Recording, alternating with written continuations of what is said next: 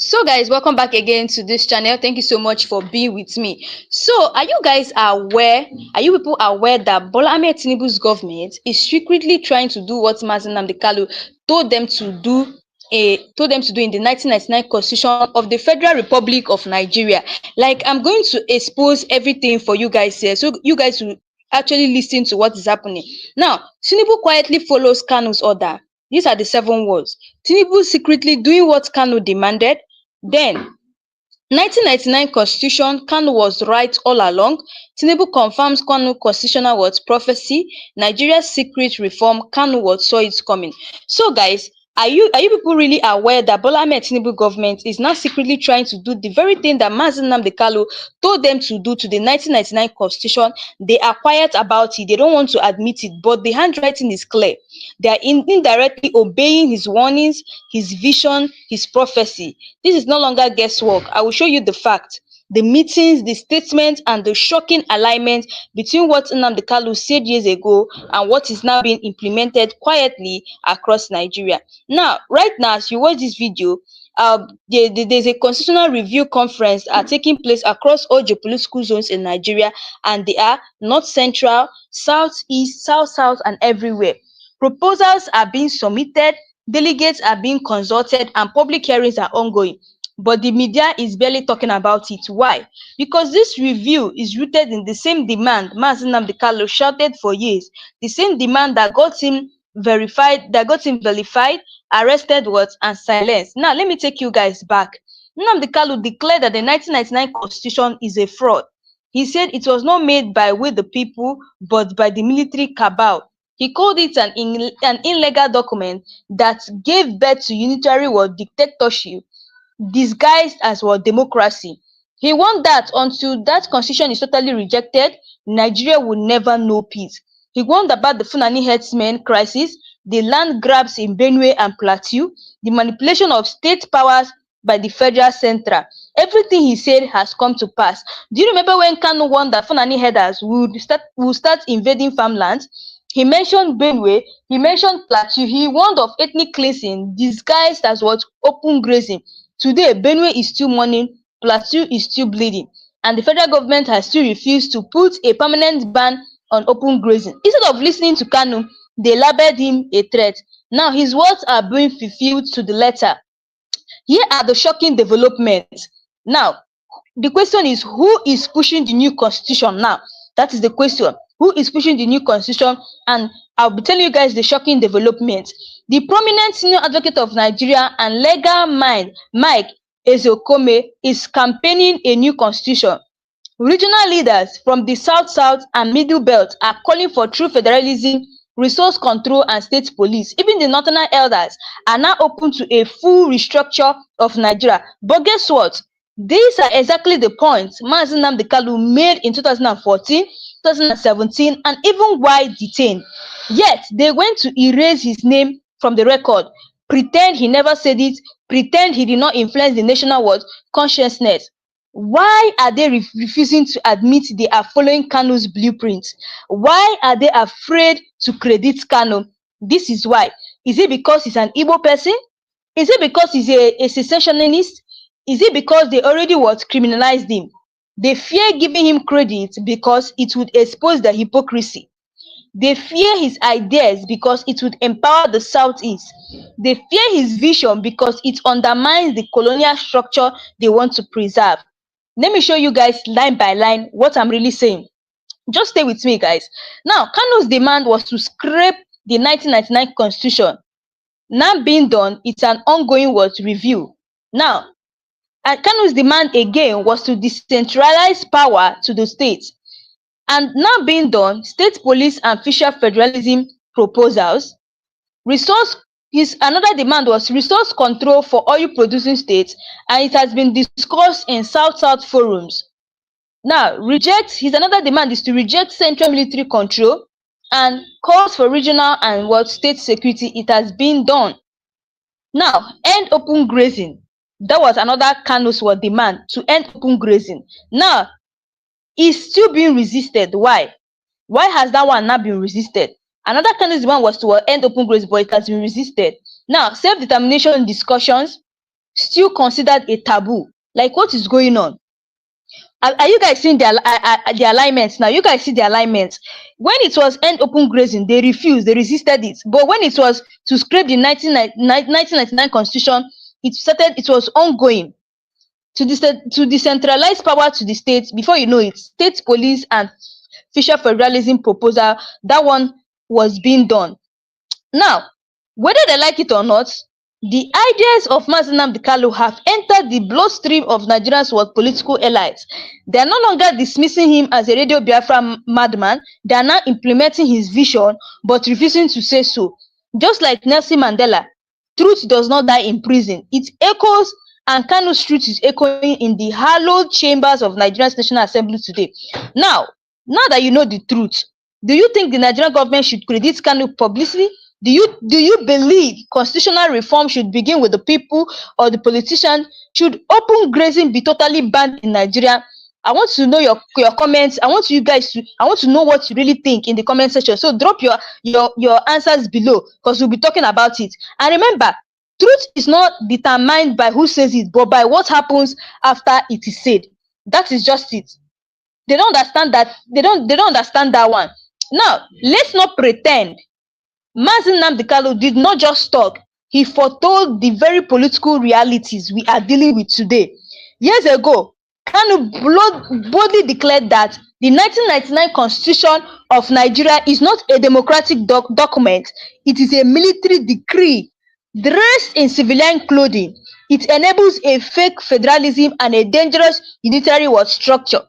He said this constitution centralized power in Abuja, leaving states as glorified local government, gave numerical advantage to the north, enabling them to control federal decisions, blocked Igbo people and other southern minorities from meaningful national leadership. He said, as long as the 1999 constitution exists, the marginalization of the southeast will never end. Now, guess what? Every elite from the east is now echoing his exact word. Now, Nnamdi Kanu explained for us something clearly. This is what he explained for us. We talked about unitary structure equals to Igbo marginalization. And this was what Mazi Nnamdi Kanu explained to us clearly. That the unitary structure makes federal appointments and resource allocation lopsided. That it gives this disproportionate power to the north, who control more states, more local governments, and therefore more revenue, representation, and influence. That it prevents national progress because it rewards population claims and penalizes merit. That is why since 1970, no Igbo man has ruled Nigeria. Federal institutions have been filled with Igbo representation. The East has no international airport, no working seaport or federal investment zone. Now listen to this. Today, Southeast leaders, senators and governors are all saying what Kanu said 10 years ago. Oops Odimma called for constitutional amendment to ensure rational presidency. Prof. Alex Uti, INEC commissioner, openly supported zoning the presidency across regions to avoid ethnic domination. Mike Ozekweme, the senior advocate of Nigeria, is advocating for devolution of powers, regional governance through federalism, and yes, a rational presidency. A decade ago, these same people dismissed Kanu. Today, they are repeating his manifesto line by line. Now, let's talk about the rotational presidency demand. I want us to talk about the rotational presidency demand. Kanu said it first. If Nigeria must remain one, then the presidency must rotate, not based on numbers, but based on fairness, justice, and inclusion. Now, these politicians are coming out to say the same thing. Why? Because they know the 1999 constitution is switched to favor a particular group, and that group uses number to dominate power perpetually.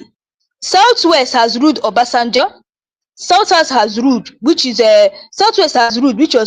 Obasanjo. South has ruled, which is Goodluck Jonathan. Northwest ruled, which was Buhari. Now Southeast, never. We've not seen anybody coming out from Southeast to rule us. Why? Because as Kanu said, they will never allow an Igbo man to be the president under this constitution. And the 2023 election proved him right. Kanu said that in 1999 constitution, that they will never allow an Igbo man to be a president under this constitution. And during the 2023 election, he proved him right what he said. Let's analyze the 2023 election.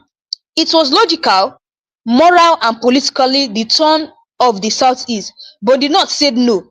The Southwest brought Bola Ahmed Tinubu. The North backed him. Even when an Igbo candidate had national appeal, they used the numbers game to deny the East. Kanu already told us this constitution gives them the liberty to say an Igbo man cannot rule Nigeria. This is not democracy, it is demographic what? Dictatorship. So let's ask ourselves, is it time to credit Kanu? In fact, yes, it is time to credit Kanu. So let us ask ourselves this question. If everything Kanu said is now being confirmed by political elites, by national realists, by ongoing constitutional debates, why is the man still in detention? Why is his voice still being silenced? Why are those implementing his ideas refusing to credit him? Because they fear what he represents, the truth, the borders, the revolution, and justice for the Igbo. What Mazi Nnamdi Kanu saw yesterday is what Nigeria is running towards today. He's not just a freedom fighter, he's a what? A visionary, a political prophet, a man who read the constitution and decoded the injustice buried within.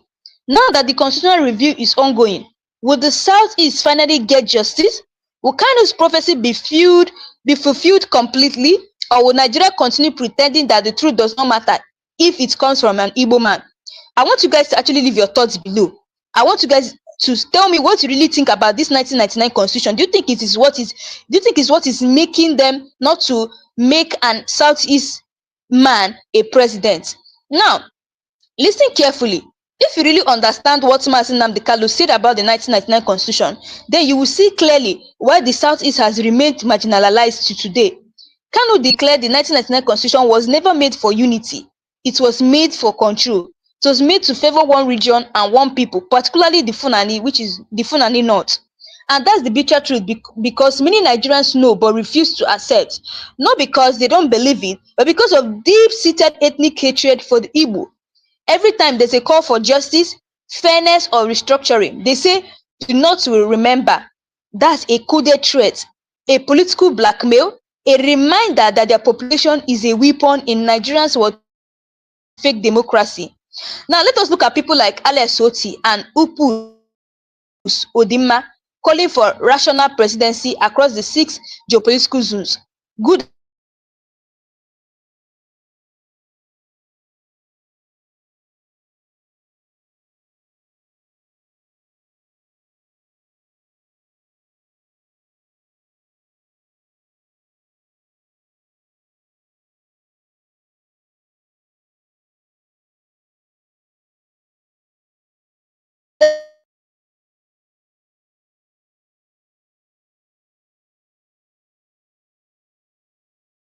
why?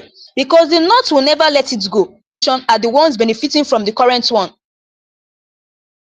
Simple logic, who are those people? The northern political elites, the same group that dominated the military, that wrote this fraudulent constitution, the same people Kanu exposed years ago. So no matter the number of review conferences, it is if the beneficiaries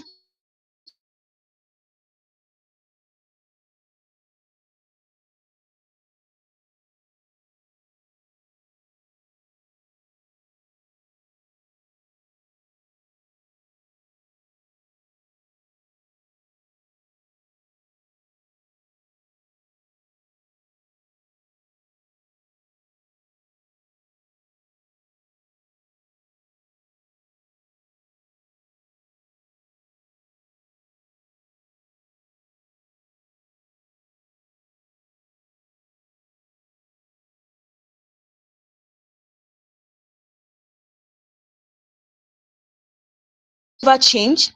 Let us talk about the systematic hypocrisy hidden in the unitary word structure. This is the same reason they fear Kanu, because he exposed their foundation and is built on lies, favoritism, and fraud. In a 2019 broadcast, Mazi Nnamdi Kanu made a bold claim. The 1999 constitution allows unqualified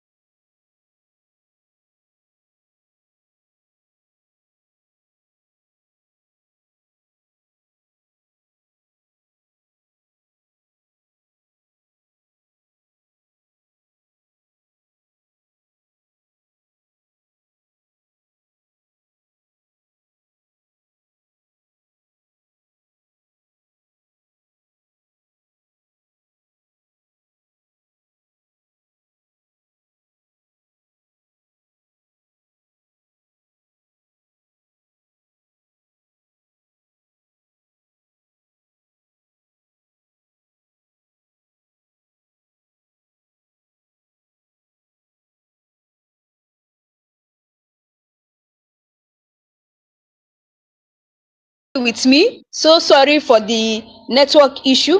Network is really bad here. So, as I was saying to you guys,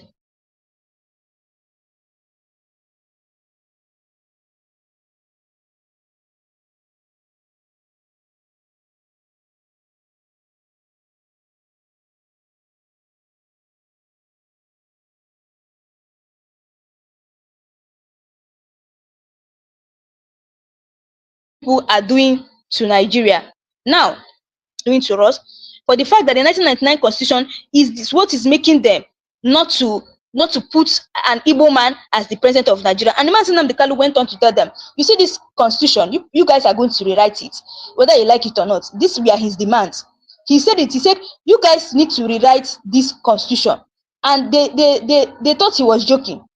And before you know it, they, according to what they said that it's still under process, meaning that it's still what ongoing.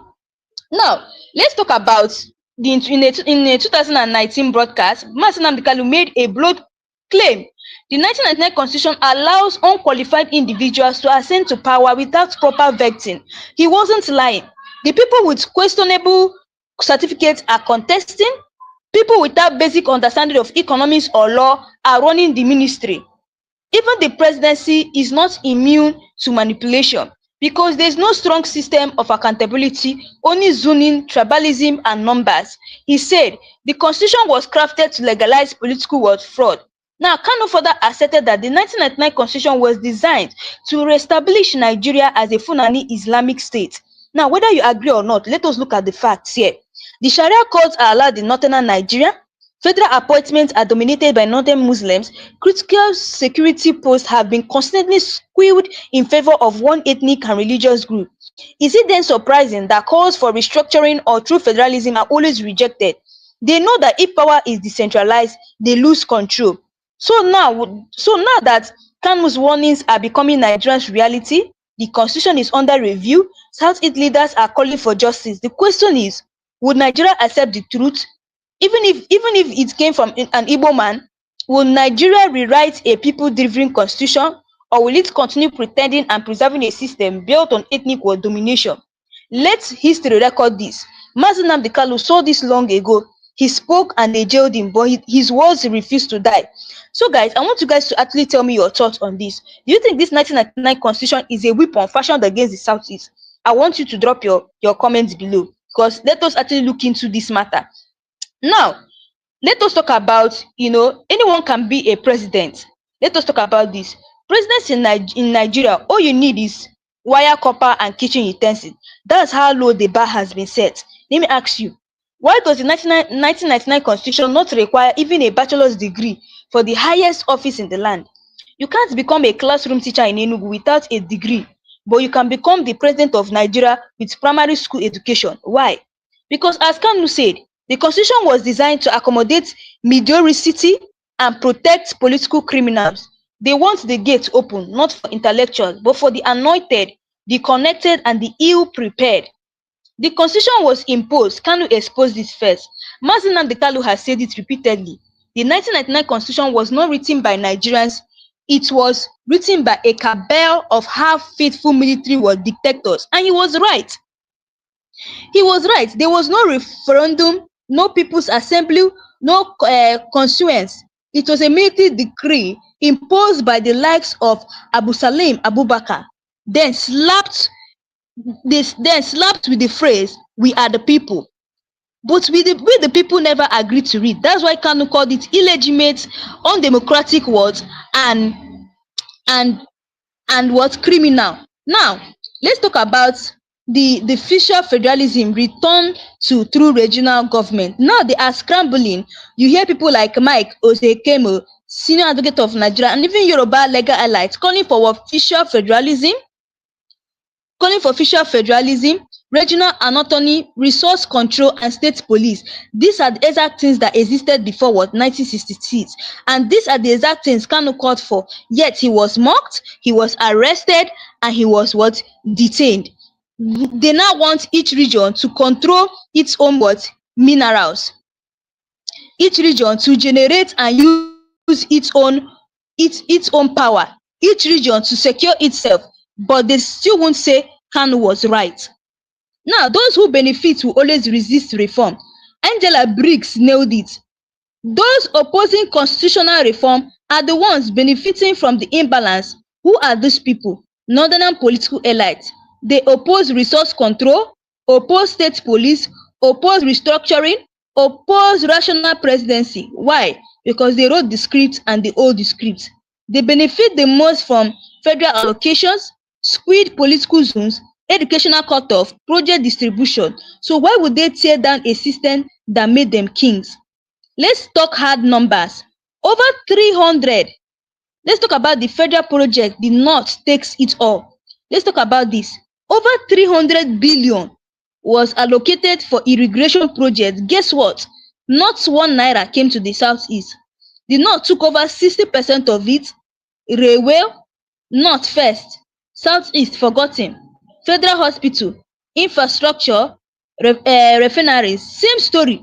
The regions where the resources come from are the ones most neglected. Why? Because the 1999 constitution created this robbery and Kanu exposed it years ago. There is no fairness in representation. In a country where the South produces the oil, the Southeast derives commerce, the North controls the funds and votes. Ask yourself, where is the justice? In the National Assembly, House of Rep, budget allocation, and appointment boards, it is always the same. The North takes the lion's share, and the South takes the crumbles, and the South is often ignored completely. The Constitution hinging this imbalance is not a coincidence, it's by design. Mazi Nnamdi Kanu warned, this system is unworkable, it is unjust, and it will collapse if not restructured.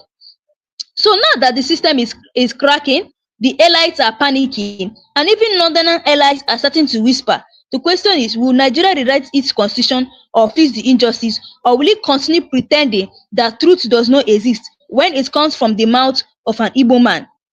That is just the thing. So I want you guys to let me know your thoughts below. What do you guys really think? Let us share our ideas on this. Now, the truth they fear, why they keep Kanu locked up. They see the handwriting, but they are blind to the truth. MP John listing, many people are refusing to see the handwriting on the wall. Right now, they are doing constitutional review across the country, and guess what? They are whispering about the rotational presidency, the restructuring, and amending the 1999 constitution. But I'm laughing because I know how this story will end. I already know how it will end. Just watch the people who oppose it. You will see it with your own eyes. It is the same northern politicians.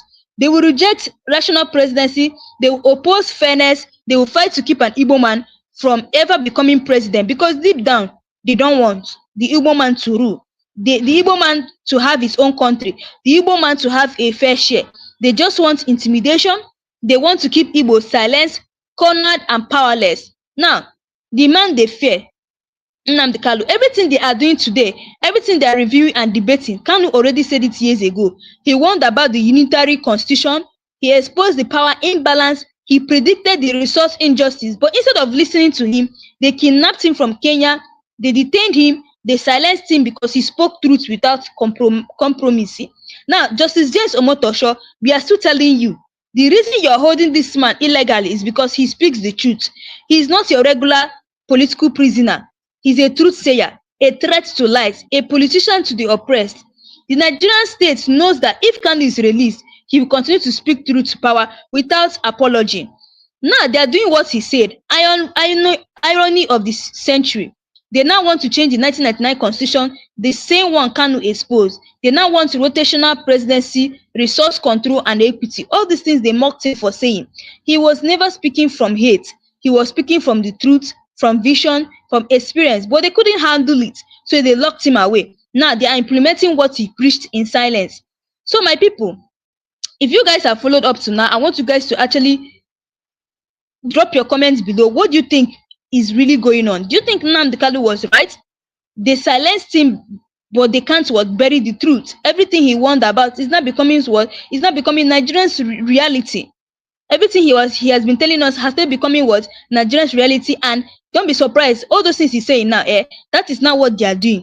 He told us this thing years back. He started warning us years back, but some people listened to it, while some people did not listen to it. Now everything he said is not surfacing in our eyes, and we are all seeing it. Now they want his voice silenced, not his guilty proven. If Nnamdi Kanu was really guilty, they would have tried him in open court with speed and fairness. Instead, they keep delaying, dodging, and rearranging, recusing judges and withholding judgment. Why? Because it was never about law. It was always about silencing his voice, his ideas, his influence, and the fear he installs in corrupt power structures. They are quietly copying his blueprint. The same constitutional reforms Nnamdi Kanu spoke about are now being discussed secretly. Rotational presidency, he said it years ago. Through federalism, he demanded it. Control of regional resources, he campaigned for it. Igbo marginalization, he exposed it with facts. They mocked him then, now they are copying him in silence without what credit. His silence is louder than the speeches. Even in detention, his message continues to shake the foundations of Nigeria. The more they keep him locked up, the more they expose their fear. Why is one man in solitary or confinement so powerful? Because he represents the one thing Nigerians elites cannot control, which is truth. The judiciary is becoming a tool, not a temple. Justice Omotosho was expected to be impartial, but now people are saying he's playing to the tunes of Aso Rock. Instead of giving justice to Kanu, he's now acting like Binta Nyaka's shadow. The judiciary, meant to be the last hope of the common man, is now seen as a political arm of the executive. Nigerians are watching. If they were honest, Kanu would be free. If Nigerians leaders were honest about justice, equity, and national healing, they would have released Nnamdi Kanu. They would have apologized for the illegal rendition from Kenya. They would have acknowledged that he spoke what they are now trying to do. But because they are honest, they continue to oppress the truth, delay justice, silence the messenger while quietly copying the message. The North fear of rotation is strategic, not democratic. The North opposes rational presidency not because it's illegal, but because it breaks their hold on power. The constitution allows it, but they resist it because it will give others equal footing. The fear is not about Nigerians' unity. Their fear is about losing monopoly over power, security, budget, and control. The unfair constitution is what fueling resentment, not unity. Every year they refuse to restructure fuels more division. Every budget that excludes the South is derives deeper what resentment. Every unjust allocation, whether it's irrigation funds or railway system, it's seen as constitutional what robbery. This is not unity, this is a fragile pretense held together by intimidation. Igbos are not asking for favor, they're asking for fairness. No Igbo man is begging for charity. What the Igbos are demanding is fair share, equal opportunity, a level playing field. These are basic democratic rights and not favors. Kanu only echoed this boldly and he was jailed for it. The people have the final say, not the cabal. Nigeria is not owned by any single group or cabal. No section has a birthright to rule while others only follow. It's we the people who decide what's the fair. This is why the voices of ordinary Nigerians are now louder than the lies of the elite.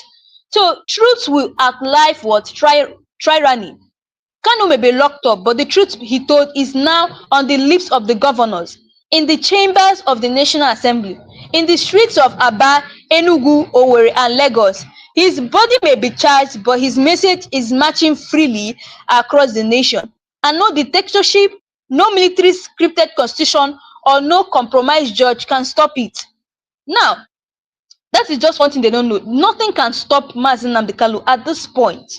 Nothing can stop him. So the fact he's even saying the truth, all they want is they just want to silence his voice. It's nothing about whether he's guilty or not. It's just his voice they want to silence. So if they can be able to silence his voice, I'm telling you guys the honest truth, today they will release him. That is if only they can silence the voice. But I tell you guys the honest truth, they will not try that. In fact, they can't even get it because they can't even silence his voice. Everybody has known the truth in the whole Nigeria. Now, the law is no longer blind. It now picks sides. The Nigerian legal system now protects the powerful and punishes what? The truthful. Blindfolded justice has been replaced by eye-opened favoritism. That's why Kanu, who never stole a kobo, is in prison. Why people who loot billions and bomb villages are receiving chieftaincy titles. They fear his influence and not his action. Nnamdi Kalu's real crime is influence and not terrorism. He commands loyalty, truth, and a mass following, especially among the youth. That's what scares the establishment, a man who cannot be bought or bullied. So instead of arguing with him in public, they choose illegal retention and detention. The constitution protects national interests over national growth. Why is it that most national infrastructure projects always favors the north? Railway lines, dams, road, irrigation all pass through arid areas, leaving oil-producing regions behind. It's because the 1999 Constitution ensures the South produces while the North consumes. The people never voted for this Constitution. Have you ever asked who signed or voted for the 1999 Constitution? The answer is nobody. It was imposed by General Abu Salim Abubakar's military junta, not elected. So how can a nation claim to be now that's not elected representative? So how can a nation claim to be a democracy but still be ruled by a military authored document? Every region deserves control of their destiny. True federalism means the north keeps its groundnuts, the east keeps its oil and gas, the west manages sports and tech helps. Everyone pays tax to the center. That was the original agreement before the military scattered everything in 1966. The more they delayed Kanu's case, the more they confirmed his warnings. Every week, Nnamdi Kanu remains in prison without trial proves his what prophecy that Nigeria is afraid of the truth, that Nigeria is allergic to justice, that they are buying time and not serving law. The political case is what recycling itself, no fresh ideas. 70 years old are running a country where 60% of the population is under 30. These leaders were already in power during the civil war and they are still here. That's why they fear youth like Nnamdi Kanu who challenged their monopoly. Kanu was labeled a terrorist, but bandits are called what? Negotiators. Nnamdi Kanu was declared a terrorist for talking, but actual terrorists in the north are given amnesty, invited to dialogue, and paid monthly what settlement. What hypocrisy! Unequal resource sharing is fueling what sensationalist movement. Why do Biafrans, Oduduwa, and Niger Deltas want? Because they give 80% to Nigeria and get 5% back. What same businessman will keep investing in a partnership that robs him daily? The North opposes restructuring because they know the game will end. They know. So once restructuring happens, the power will no longer be centralized. Lazy states will have to fend for themselves, and the current beneficiaries of lopsided allocation will lose their free lunch. That is why they are doing everything to block it. They are making Kanu a political prisoner like Mandela. Just like Nelson Mandela, Kanu is jailed for political belief. His jailers know they are wrong. The world is watching and history is being written in real time. Nigerian media is too afraid to speak the truth. Many major TV stations avoid discussing Kanu's case openly. Why? Fear of NBC fines, fear of DSS. That's why you see all this social media, all this alternative media are the last hope of truth. I'm telling you guys the honest truth. They are the last hope of truth. This is not just about Kanu, it's about you. If they can kidnap and detain a British Nigerian citizen like Kanu without trial, what stops them from coming after you tomorrow? This is not just a legal fight, it's a survival fight. That's why I want all of you to type in the comment section, free Mazin Nnamdi Kanu, because it's not just about Mazin Nnamdi Kanu, but it's also about us. If they can kidnap and detain a British Nigerian citizen like Kanu without trial, that means we the common man, we don't have hope at all. What stops them from coming from us tomorrow? Even our own self, maybe if they not detain us, it's going to be everlasting. They won't even want to even release us again. So the constitution ignores what national balance. There's no clear quota system that respects population versus contribution. Some states have 3 local governments, others have 44, yet all get similar votes in Senate. How is that fair? Smart northerners are always calling for reform. Not every northerner is against restructuring. People like Shehu Sani, Balarebe Musa, who is late, he's late now, and even Atiku Abubakar have supported it at times. But the power bloc in the north wants to keep the current system because it makes them king without merit. The judiciary is running from the truth. Why has Justice Binta Nyako recused herself before? Why is Justice James Omotosho delaying judgment? Because the evidence in Kanu's favor is what? Overwhelming, and they are afraid of giving him justice. Nigeria is operating an expired political agreement.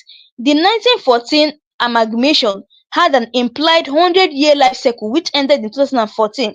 Since then, we've been running on emotions, not legal renewal. Kanu is one of the few people who called it out, and now they call him a criminal. The delay is part of the strategy. The longer they keep him, the more they hope people will forget.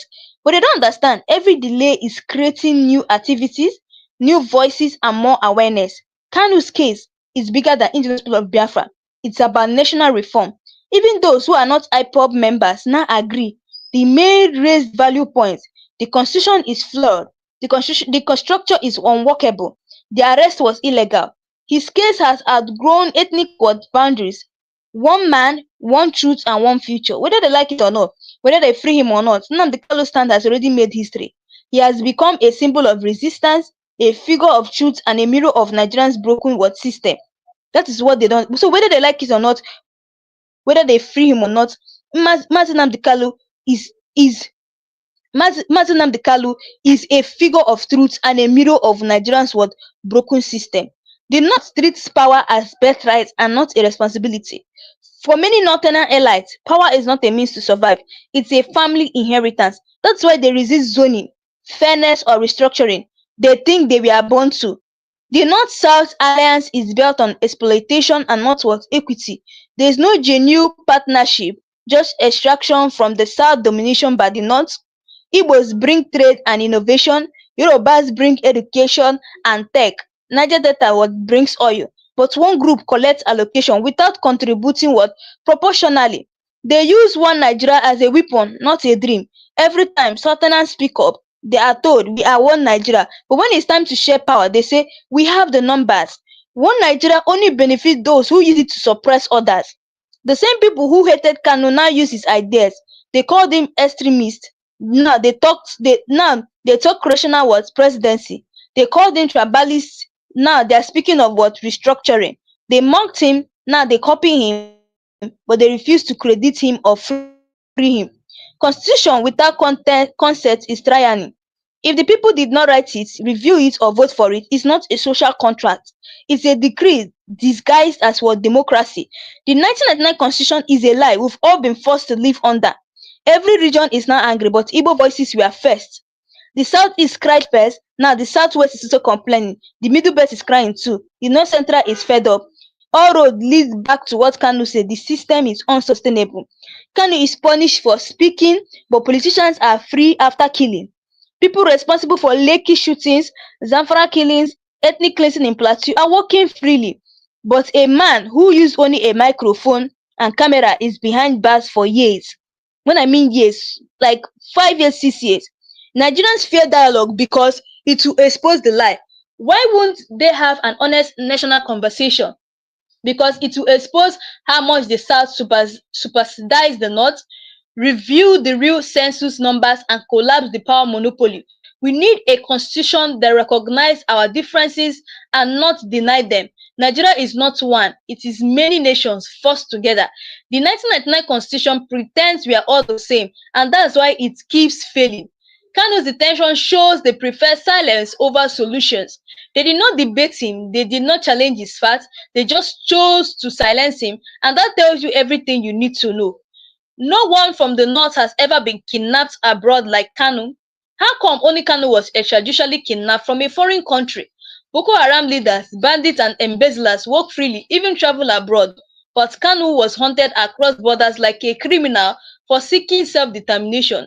Igbos call for justice and not hatred. Their history was speaking. From the Biafran world today, Igbos have been asking for fair share of power, infrastructure, security, respect. But every time they speak, the state hears it as a threat, not a request. History will remember this generation for what they did or did not do. We will be the generation that sat quietly while an innocent man rotted in DSS custody, or the generation that rose and demanded a new Nigeria built on truth and equity. So anything we do today, history is going to remember it. Are we going to be a generation that sat quietly while an innocent man was in DSS custody, rotting, or a generation that rose and demanded a new Nigeria built on truth and equity? We need to determine it now. Justice Omotosho holds more than a case. He holds a moment in history. The world is watching. Will he serve justice or serve the cabal? His name will either be remembered like Pontius Pilate or like Gani Fawalhini. The economy is failing because the structure is rigid. How can you grow when oil producing states can't control their oil? When tech hubs like Aba and Onitsha lack power and policy, restructuring isn't just politics, it's economic survival. Every day Kanu spent in detention is a debt Nigeria owes. A debt of apology, compensation, accountability, and this debt only grows by the day. The Igbo voice is no longer alone, it's now a national echo. People who People from across Nigeria now quote Kanu. His message has left the east and entered the national what bloodstream. Injustice is the most powerful recruitment tool for separatism. Every injustice committed against Kanu creates 1,000 new agitators. You can't silence a movement, you either listen or you ignite it further. You cannot imprison truth, it will leak through the bars. Locking up a man cannot lock up his ideas. Locking up an innocent man, he cannot what lock up his ideas. So his speech, broadcasts, and quotes still circulate daily, and even more now. Nigerians' unity is fragile because it was never built on truth. It was built on military fight, northern dominance, resource control, and silencing dissent. And anything not built on truth will eventually crumble. If Kanu dies in detention, Nigeria may never recover the fallout. His death would be a tipping point. Even those who do not agree with IPOB will rise in protest. DSS knows this, which is why they keep giving him vague medical excuses. Why are we afraid of a referendum? It's just a vote. Scotland had one. Brexit had one. Quebec also had one. If the Nigerian Union is so perfect, why not let people vote? Every delay in his trial is a human rights violation. Nigerian law guarantees speedy trial. Kanu has been in custody over 3 years. What are they waiting for? Let me say more than 3 years sef. He has been in custody. So what are they waiting for? The DSS treats Kanu like a war criminal, but he's just a political dissident. Solitary confinement, no access to doctors, restricted visits. That's not justice. That's psychological welfare. Kanu's ideas thrive more online than even on Radio Biafra. His legacy is not digital. His ideas, phrase, and calls for justice have gone viral no matter what the DSS does. The international community is quiet but not blind. Amnesty International, UN, EU, they all know that silence now is strategic, but history will ask them why they stood by. Every ethnic group is one injustice away from becoming Biafra. What happened to Igbos can happen to Niger Deltas, to Yorubas, to Middle Belters. That's why Kanu's case is everyone's fight. Nigeria is not a nation, yet it's still a negotiation table. Until justice is equal, power rotates and regions develop independently, we are still negotiating. Kanu simply said, let's finish the negotiation or end the contract. If the truth is called hate speech, then Nigeria is not free. They label him hate speaker for stating facts, but facts don't become lies just because the government doesn't like them. Kanu will be freed either by law, pressure, or time. The courts may release him, the people may force the government to, or history may outgrow his captors. Either way, freedom is coming. That is it.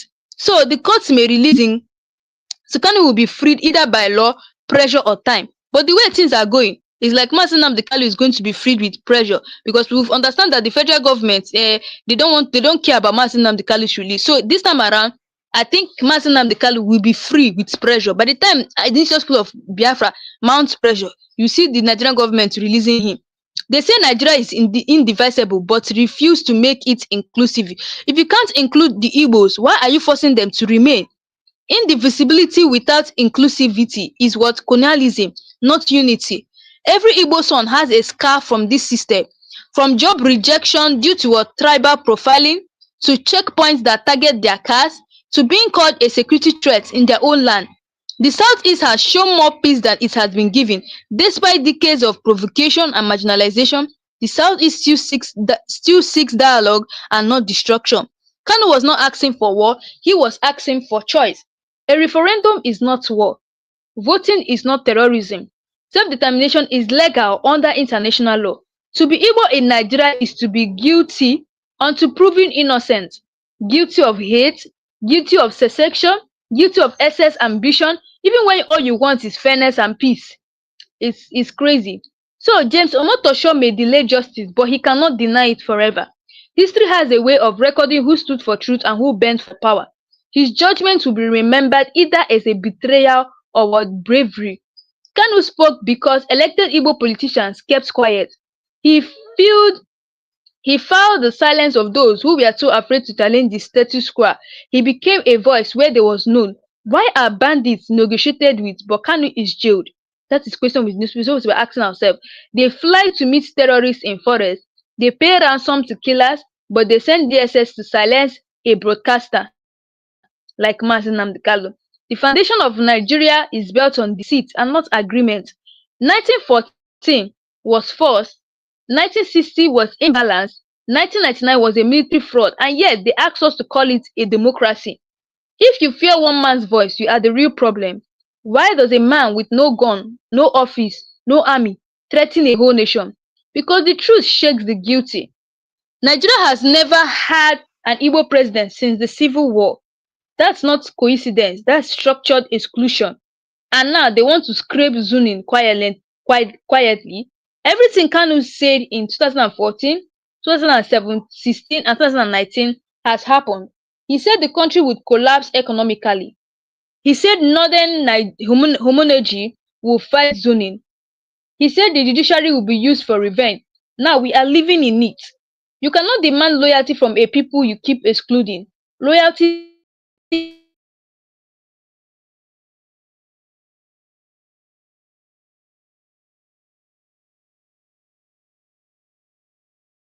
easy, not through intimidation or agitation. Instead, the country is more divided, angrier, and unstable than ever. Biafra is no longer just a region, it's a symbol of resistance. It's not just about the map. Biafra now means truth, identity, freedom from oppression. Nigeria keeps saying, go to court, but does not obey the court. The Court of Appeal discharged Kanu. ECOWAS ruled in his favor. UN working group called for his release, but DSS still holds him. What kind of law is that? Just tell me, what kind of law is that? If Kanu dies in custody, every Igbo will feel that coffin. Whether you support IPOB or not, his death will echo like Dele Giwa's letter bomb. If Mazi Nnamdi Kanu dies in custody, every Igbo people is going to feel it. And his death is going to echo like Dele Giwa's letter bomb. You guys know about what happened to Dele Giwa, right? Now, Kanu said it. The same people that kill you in real life will kill you. The same people that kill you in real life will call you hater online. They control media narrative, they silence hashtag, they create fake trends to bury the truth. No region has contributed more to Nigeria with less to show. Igbos rebuilt after war without help. Igbos powered Nigerians trade and technology, yet are treated as outsiders in the country they built. The Igbo said, "You shall know the truth and it shall set you free," but Nigeria hates truth. Kanu's words were inconvenient, but truth is not designed to be what comfortable. It is meant to set a new order. This is bigger than Kanu. It's about dignity for all marginalized people. If Kanu is crushed, then the voice of Niger Delta, Middle Belt, even the North Central could be silenced next. They keep postponing court dates because they have no case. Delay tactics, which is fear. No evidence, no crime, just political vengeance. They kidnapped Kanu because they couldn't defeat him in debate. The only argument they know is force, and and that's a sign of weakness, not strength. Igbo youths are watching. What you do to Kanu, you do to all of us. This is not just about one man, it's about what is possible tomorrow for every Igbo voice. The Radio Biafra was a threat because it made Igbos think again. It challenged mental slavery. It questioned why we must accept humiliation as normal. Nigeria is built on unforgiveness, but demands what Igbo loyalty. They never forgave the civil war. They never forgave Igbo excellency, but they expect obedience without love. Even the cabal that jailed Kanu now uses his talking point: restructuring, constitutional review, resource control. All those things he was jailed for are now mainstream policy debates. Nigeria is afraid of the man it refuses to listen to. If he is wrong, why not disprove him? If he is dangerous, why is he still unbroken in prison? They are planning to bury zoning quietly, but Igbos are awake. This constitutional review is not reform. It's an ally to plot to legalize northern monopoly again. You may jail the messenger, but the message has escaped. Kanu's physical body is in DSS, but his words, his beliefs and dreams are now in every Nigerian's heart and mind. That is one thing they don't understand. You may try to jail Mazi Nnamdi Kanu. Yes, his body may be in detention, but I tell you that his word has flied to so many countries. His words, his belief is flying to so many countries in Nigeria. That is one thing that they don't know. So you can never silence a man like Kanu. So we'll be actually taking a look at some people's comments here. That's why I told you guys, drop your comment below. Let us really talk about, this thing that Mazi Nnamdi Kanu said. He has exposed the fact that 1999 constitution is the cause of everything the Southeast is going on. So you cannot keep a man in jail for telling the same truth. You're now quietly acting on. They want Igbos to remain Nigerians, but not leaders in Nigeria. We are good enough to pay tax, build cities, right, and develop markets, but we're not good enough to rule the country. Does that make sense to you? Igbos are good, they are good enough to pay tax. When it comes to tax, you see them doing everything possible so that Igbo people will pay tax. Igbo people will build cities and develop market, but Igbo people are not good enough to rule the country. Injustice anywhere is injustice everywhere. If they can silence Kanu, they can silence any truth teller from Middle Belt, South, and even Yoruba land. They wear the cloak of unity but carry the dagger of exclusion.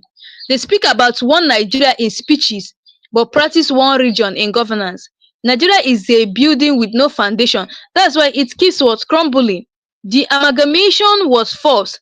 The 1999 constitution is fake, and the unity is only enforced by fear.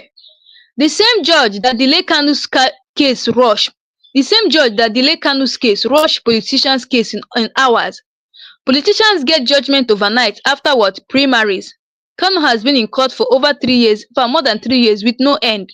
Nigerians leaders fear the mirror Kanu holds up to them. His words expose the tribalism they pretend does not exist. That's why they silence him instead of what debating him. Every Igbo child is born into a system designed to limit them. Limited in politics, denied in military structure, mocked in media, and now jailed in justice. The DSS treats protesters like criminals, but treats criminals like VIPs. Peaceful movement is a threat. Bandits are now called repentant brothers. What kind of twisted nation is that? Kanu was begging for dialogue when they were preparing handcuff. He asked for UN intervention. He suggested peaceful referendum, but they choose violence and kidnap. Nigeria has broken every promise it made to the Igbo people. Reconciliation failed. 3R reconciliation, rehabilitation, reintegration is failed. Federal character dead on arrival. Omotosho is not blind to the law. He's blinding himself. The law is clear. Discharged and acquitted. Continued detention equals to what? Complicity. If one ethnic group decides the presidency, the country is already a dictatorship. No matter what they say, power sharing is dead. It's now survival of the most tribal. Kanu is not even the problem, he is the result. Nigeria created Kanu. Decades of injustice bettered IPOB. Their fear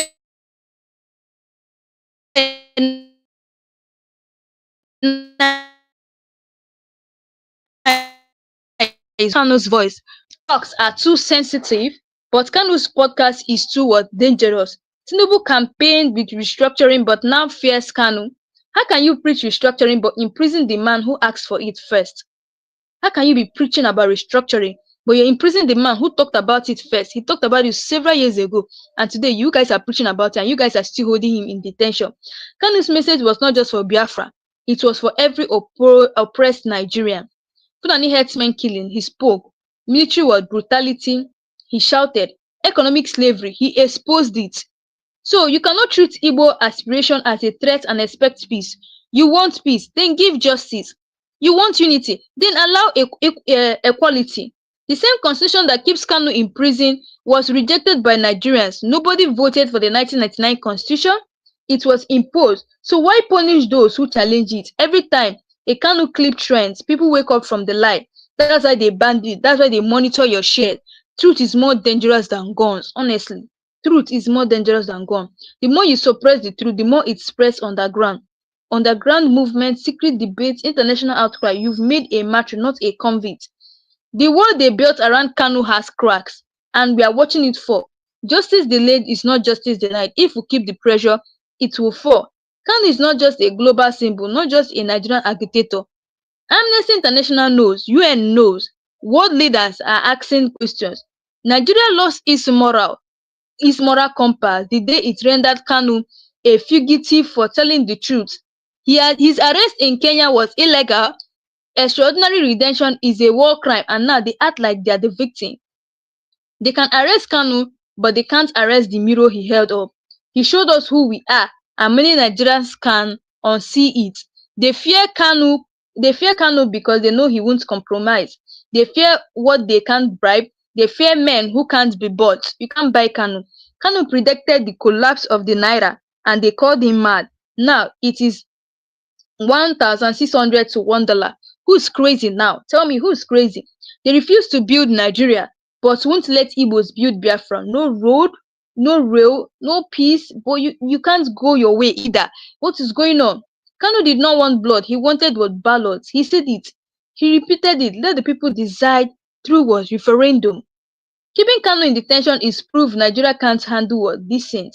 If a nation jails you for disagreeing, it is not a democracy. It is a well-dressed dictatorship. That is what it is. So if a country, jails you for disagreeing, it is not a democracy now. It's not a dictatorship. Because in a democratic country, you are allowed to make your own points. So, but the fact that you detain someone for making his own point of view or saying something in his own way, you detain the person is now seen as what? Dictatorship. That is how we see it as. Now, the longer they keep Kanu, the more they validate his warnings. Every extra day he spends in detention, he proves his prophecy was never false. It was ignored. They kill the truth by calling it hate speech. Everything Kanu said about tribalism, oil politics, and ethnic suppression was labeled dangerous just to shut him up. Kanu is the only political prisoner treated as a war criminal. No weapons, no violence, only a microphone and a message, yet they treat him like a terrorist. You cannot build a nation on the rubble of deceit. The foundation of Nigeria is a lie, the constitution is a scam, the unity is by force. Kanu wasn't dividing Nigeria, he was exposing the already broken union. The country has always been divided. He only brought a mirror to the tribal cracks. Kanu's arrest is a message to all minorities, know your place. His kidnapping was to warn other ethnic voices. and not to challenge the North-backed system. The only unity Nigeria practices is unity in oppressing the Igbo. From Biafra to today, is always don't let them rise, don't let them lead, don't let them speak. The same Igbo, the same Igbo man who cannot rule Nigeria can rule global tech firms. Like, so Kanu spoke peace and was met with guns. The DSS did not come to listen, they came to suppress, they came to scare. Nigeria packed its problem into prisons instead of what solving them. Instead of facing truth, they jail it. Instead of fixing injustice, they hide the whistleblower. Nigerian courts have been hijacked by ethnic interests.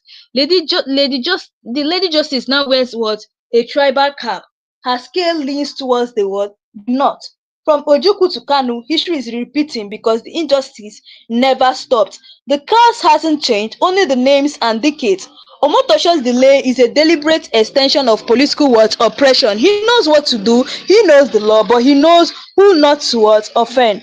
The constitution was designed to be a trap for the southeast. No inclusion, no rotation, no federal balance, only centralized control from Abuja. They lock Kanu up because they fear an idea whose time has come. You can't arrest a movement, you can't jail a mindset, you can only delay it. Kanu's speech aged like what prophecy. That's what terrifies what Abuja. He said, no power sharing without what restructuring, no justice without equity. Now it's unfolding.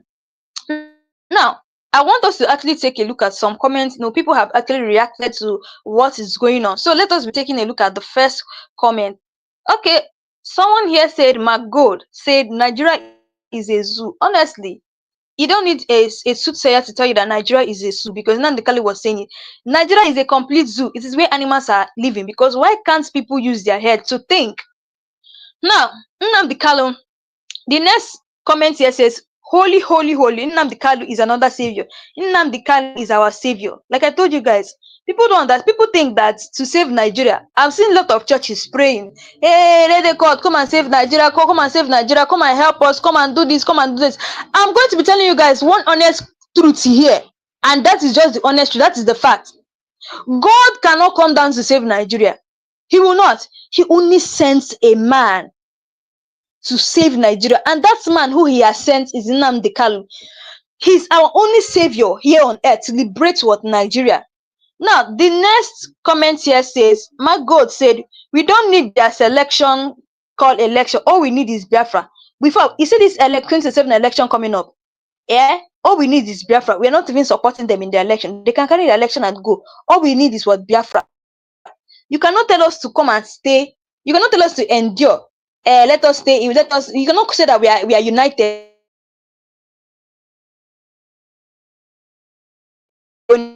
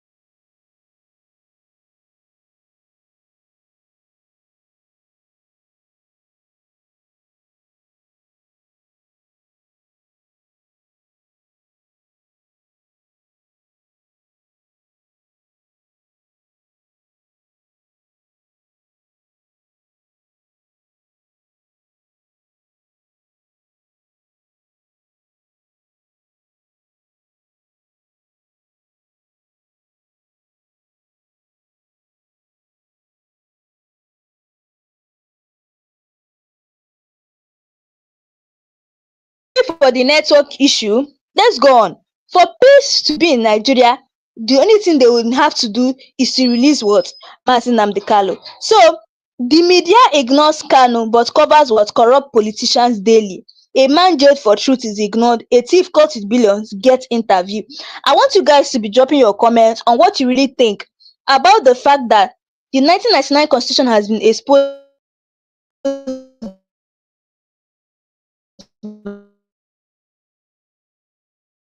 by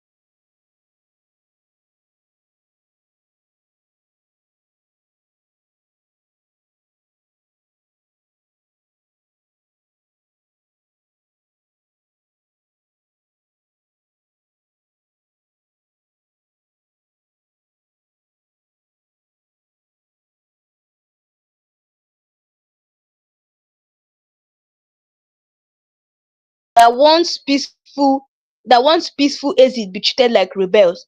If you won't allow Biafra to go, at least let them allow the truth to breathe. Every other agitator was given amnesty except the one who spoke the hardest truth. Niger Delta militants were pardoned. Fulani bandits, they said it was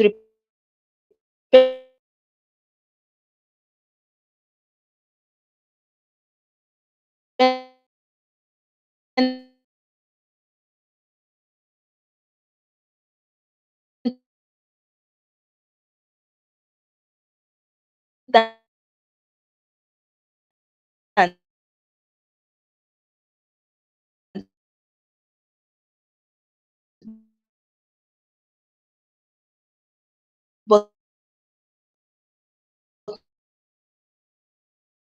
Kanu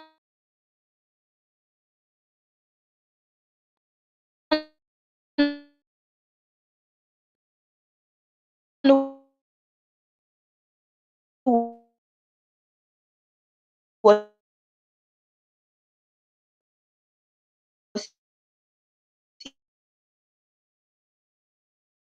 his,